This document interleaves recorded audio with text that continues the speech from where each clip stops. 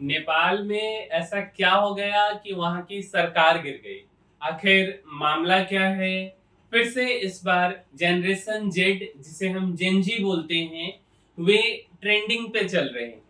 Actually क्या है कि आप जो ये देख रहे हैं, बेसिकली ये सारे जेनजी हैं। अब जेनजी क्या होता है भाई? तो मेरे भाई, जिनका जन्म 1997 से लेके 2012 के बीच में हुआ है, वह जेनजी कहलाते हैं। जेनजी मतलब जनरेशन जेड। अब एक्चुअल में इनके बारे में बोला जाता है कि यह निकम्मे हैं, कुछ कर नहीं सकते हैं। बट हाल ही में इसने क्या किया है? तो नेपाल की सरकार गिरा दी है, दुनिया को यह बता दिया है कि अगर आप हमारी आवाज को दबाओगे तो फिर हम क्या करेंगे ये हमें पता नहीं।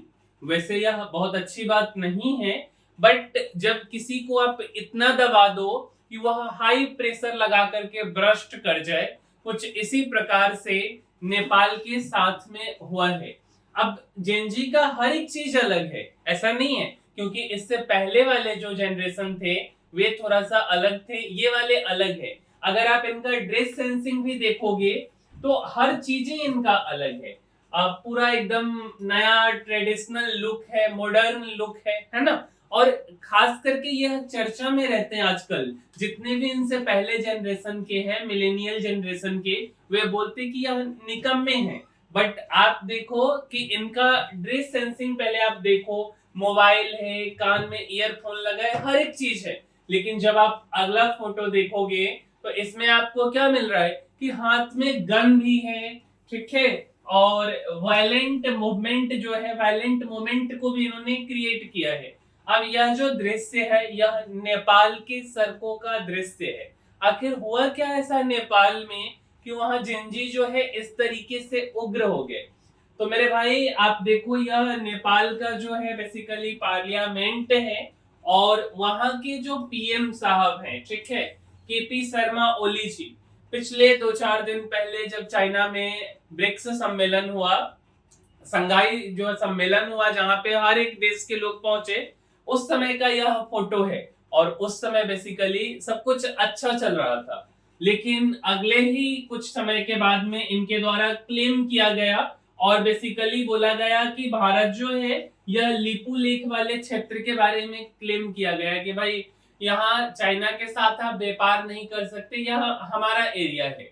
और इसमें चाइना का जो गवर्नमेंट है उसका भी आया कि भाई देखो, यह आपका आपसे मामला है, आप आपस में जो है इसको निपटा लो। लेकिन साथ साथ में ओली जी को जो है रिजाइन भी देना पड़ा। अब जितना सुंदर इनका फोटो आप देखे हो, उतने सुंदर यह व्यक्ति है नहीं। एक नंबर के करप्ट में इनका काउंटिंग होता है नेपाल के अंदर। बट नेपाल में ऐसा कुछ रूल्स है, कुछ लॉ है कि जो पार्लियामेंट्री बॉडी है उनके ऊपर आप इन्वेस्टिगेशन नहीं कर सकते हो, जिनके कारण ये लोग बचते जा रहे। अब एक्चुअल में मामला हुआ था कि 8 सितंबर 2025 को जो नेपाल की जनता है, बेसिकली जनता में भी अगर हम बात करें तो जनरेशन जेड है, वह काठमांडू में जमा हुए थे नॉर्मल एक आंदोलन करने के लिए। और इस आंदोलन को लीड कौन कर रहा था? तो वहां की एक एनजीओ है, नाम है हामी नेपाली। तो हामी नेपाली नाम का एनजीओ इसको लीड कर रहा था। और यह बेसिकली लीड क्यों हो रहा था? तो सोशल मीडिया बैन कर दिया गया नेपाल के अंदर। और सोशल मीडिया बैन करना आज के डेट में, मेरे भाई, सोशल मीडिया एक कमाई का जरिया है। और नेपाल जहां टूरिज्म भी एक तरह से, क्योंकि वहां पे अनएम्प्लॉयमेंट रेट ज्यादा है, हर 5 में से बेसिकली जो है एक लोग एम्प्लॉयड है, मतलब नौकरी करता है। वहां सोशल मीडिया या अन्य चीजें जो अगर आप बैन कर दोगे तो फिर जाकर के दिक्कत हो सकती है। लेकिन क्या केवल यही एक वजह है? आंसर है नहीं, कि केवल सोशल मीडिया बैन करने के कारण ऐसा हुआ है, तो नहीं मेरे भाई, और भी कुछ वजह हैं जिनको हम समझाएंगे। तो यह जो आंदोलन था बेसिकली, यह आंदोलन जो है मैती घर मंडाला नेपाल में एक जगह है, वहां से लेकर के काठमांडू में पार्लियामेंट तक जो है नॉर्मली कुछ हो हल्ला नहीं करना, नॉर्मल एक आंदोलन था। सरकार को यह बताना था कि भाई देखो, आप अपना जो भी रूल्स लॉ लेकर के आए हो इसको आप वापस करो। बट एक्चुअल में क्या हुआ, सरकार इसको रोकने का कोशिश की, उसके बाद रबर बुलेट चलाई, रबर बुलेट से सरकार का मन नहीं भरा, पेट नहीं भरा, फिर जाकर के उन्होंने ऑन फायर जो है डायरेक्ट गोली चलाना शुरू किया और 19 लोग मर गए। उसमें कुछ 12-13 साल के बच्चे भी मरे, छोटे बच्चे भी। और यह ऑफिशियल रिपोर्ट है, कभी भी ऑफिशियल रिपोर्ट एग्जैक्टली ट्रूथ को एक्सप्लेन नहीं करता है, कहीं ना कहीं इससे ज्यादा ही लोग मरे होंगे। 400 450 लोग जो है कि घायल हुए हैं इसके अंदर में, ठीक है।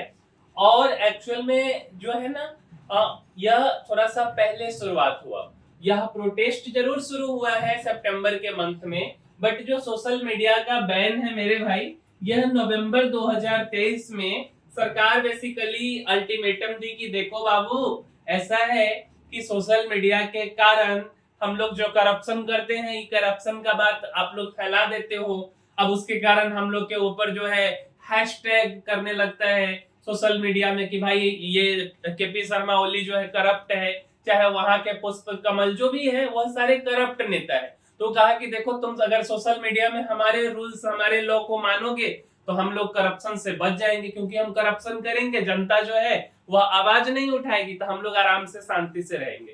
तो जो भी सोशल मीडिया है वे सब इस बात को मानने से इनकार कर दिया। बेसिकली थोड़ा बहुत यहाँ पे सोशल मीडिया का भी गलती है। तो सोशल मीडिया जो बेसिकली बैन हुआ है, तो इस बैन के पीछे जो वहां का मंत्रालय है जो सोशल मीडिया को कंट्रोल करती, वह नवंबर 2023 में ही बोला कि भाई तो आप सब लोगों को एक कॉन्ट्रैक्ट साइन करना होगा, एक रूल है जिसको कि आपको साइन करना होगा।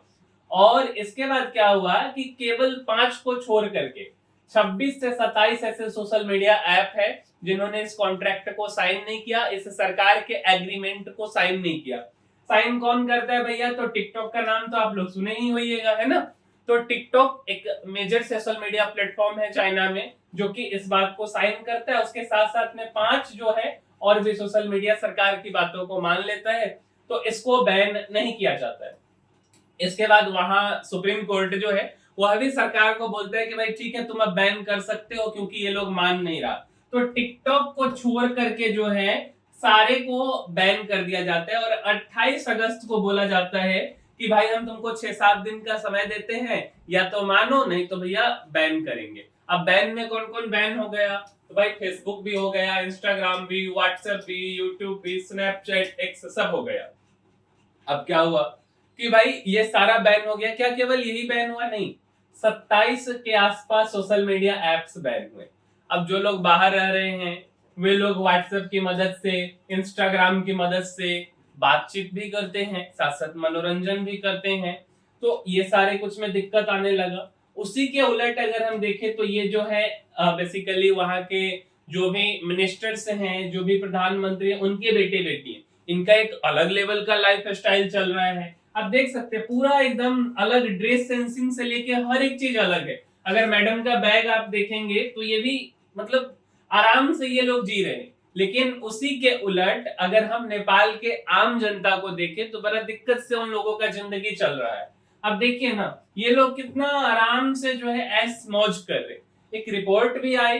अब रिपोर्ट कौन सा था? तो यूथ का अनएम्प्लॉयमेंट का रिपोर्ट है, 2024 में आया। बोला गया कि भैया केवल 20% लोग नेपाल में जो है जॉब कर रहे हैं। मतलब हम बोल सकते हैं कि 1 लाख लोग में से 1 लाख, या आप ऐसे मान लो 20.82% का मतलब हुआ 1 लाख में 20,000 लोग जॉब में हैं और 80,000 लोग बेरोजगार हैं। तो भैया मामला तो होगा गड़बड़, है ना। इसके बाद क्या हुआ? अब बेरोजगारी का कदर इस प्रकार है कि व्लादिमीर पुतिन बोले कि कोई बात नहीं है, तुम लोग कुछ किए हो या नहीं किए हो, आ जाओ हमारे देश में और बिना ट्रेनिंग के छोटा सा ट्रेनिंग दे देंगे 4-5-10 दिनों का और सेना में भर्ती कर देंगे। अब 15,000 नेपाली जो है अब यह रसिया चले गए सेना में भर्ती होने। क्यों? क्योंकि सरकार जो है उनके देश की ध्यान नहीं दे रही, जॉब नहीं है। अब कैसे करेंगे? वहां पे लगभग ऐसा बोला जाता है कि $4,000 के करीब ये लोग जो है बेसिकली कमा लेते। अब $4,000 नेपाली में कितना हो गया मेरे भाई? तो राउंड टू राउंड 5 लाख रुपए हो गया। अब नेपाल में कुछ भी पैसा नहीं कमा रहे और व्लादिमीर पुतिन की कृपा से ये लोग 5 लाख रुपए कमा रहे और बेमौत मारे जा रहे। तो ये लोग चले गए रसिया। अब उनकी सरकार को थोड़ा सा तो तरस आना चाहिए था, बट नहीं आया नेपाल के सरकार को तरस। अब देख रहे ये सब नेपाली हैं जो बेसिकली रसिया में चले गए, और इधर जो है नेपाली जो प्रधानमंत्री मुख्यमंत्री जो भी है वहां के नेता लोग, शीर्ष नेता लोग, उनके बेटे महंगे कार में, महंगे शादी, पूरा एकदम लग्जरी लाइफ जो है जी रहे हैं। अब ये सारा कुछ जो है ना, टिकटॉक जो है वह बैन नहीं हुआ। तो टिकटॉक बैन नहीं हुआ तो वहां क्या हुआ ना कि दिखाया गया कि भाई देखो यह आपके बच्चे हैं, यह आपके बच्चे हैं, नेता के बच्चे हैं, और यह आम जनता है। आम जनता का जिंदगी देखो कि कैसे वे जी रहे हैं। तो ये चीज थोड़ा सा जोर पकड़ लिया, तब जाकर के 8 सितंबर को यह आंदोलन शुरू हुआ। साथ क्या यह आंदोलन जो है, ऐसा नहीं है कि 8 सितंबर को ही शुरू हुआ, बट एक्चुअल में ना इससे पहले मार्च 2025 में भी आंदोलन शुरू हुआ था, बट उस प्रकार यह चल नहीं पाया था। और आंदोलन बेसिकली ये था कि इससे अच्छा तो हम लोग का जो पहले 2008 में राजा वाला राजतंत्र सरकार था वो ज्यादा अच्छा था। ये वहां के राजा हैं 2008 में, और ये भाई साहब किंग ज्ञानेंद्र सिंह जो है कि अंतिम राजा थे 2008 में। वहां से मोनार्की सिस्टम को खत्म किया गया, और 28 मई 2008 को ये चीज खत्म हो गया है, और 26 मई को पुष्प कमल दहाल जो है यह वहां के प्राइम मिनिस्टर बनते हैं। लेकिन दिक्कत क्या है ना कि वहां जो प्रधानमंत्री हैं, अगर हम बात करें 2008 से लेकर के 2025 तक में, मेरे भाई 17 साल होते हैं, और 17 साल में केवल 4-5 लोग ही प्रधानमंत्री बने हैं। कभी ये टोपी वाले बाबा बन जाते हैं, इसका नाम है केपी शर्मा ओली। तो कभी ये टोपी वाले बाबा, मतलब नेपाल के जनता को जो है ये 2-3 बाबा मिलके पूरा चुना लगा रहे थे। इसका नाम है पुष्प कमल दहाल। और तीसरे जो भाई साहब हैं शेर बहादुर देवबा, ठीक है। तो यही 2-3 टोपी वाले जो है नेपाल के जनता को टोपी पहना करके और आराम से अपना राजनीति चमकाए हुए थे। मुख्य रूप से वहां पे दो ये है, एक तो नेपाली कांग्रेस पार्टी है और दूसरा नेपाली कम्युनिस्ट पार्टी है।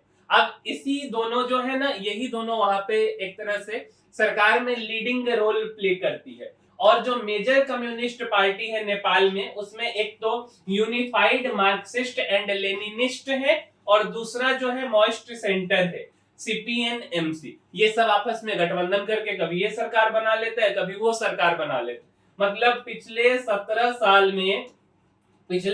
साल में 13 बार वहां की सरकार बदल गई है। अब आप सोच सकते हो कि राजतंत्र खत्म होकर के डेमोक्रेटिक गवर्नमेंट आई, 17 साल में 13 बार प्रधानमंत्री बदल जाना, यह कोई आम बात है क्या? नहीं।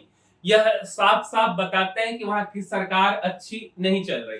तो केवल एक वजह नहीं है, एक वजह सोशल मीडिया जरूर है, दूसरा वजह वहां पे जो करप्शन हो रहा है, वहां पे जो गवर्नमेंट की प्रॉपर्टीज है उस प्रॉपर्टीज को वहां के नेतागण ले रहे हैं, और ऐसो आराम की जिंदगी जी रहे हैं। तो आम जनता को आप जितना दबाओगे, अब कोई सामान को इतना दबा दो कि वो प्रेशर से फट जाए, तो आम जनता जनरेशन जेड जिसे निकम्मा कहा जा रहा था वो फट गए, और फटने के बाद जो है एक उग्र रूप ले लिया, जो कि नहीं होना चाहिए था। वहां के सरकार को इस बात को ध्यान देनी चाहिए थी, बट ऐसा नहीं हो सका। तो यही नेपाल का मामला है। नेपाल बेसिकली इसी के कारण जलना शुरू हुआ, जो कि एक्चुअल में होना नहीं चाहिए था, बट अब जो हुआ वो तो पूरी दुनिया देखी है ना।